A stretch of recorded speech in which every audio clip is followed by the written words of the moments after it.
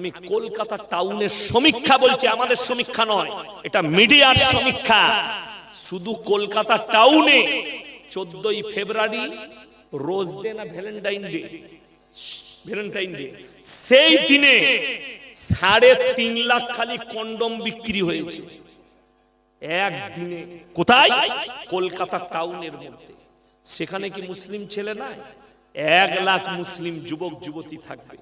নতুন প্যান্ট দোকান থেকে জিন্সের প্যান্ট কিনে নিয়ে এসে হারাম করে বেলেটে করে বাড়িতে ফাড়ছে। ঠিক বললাম না ভুল বললাম? মা বলছে নতুন প্যান্ট ফাড়ছিস কেন? বলে তুই বুঝবি না, ওটা ডিজাইন। মা তো আর জানে না যে এই হারামখোরদের ডিজাইন এরকম। কেন?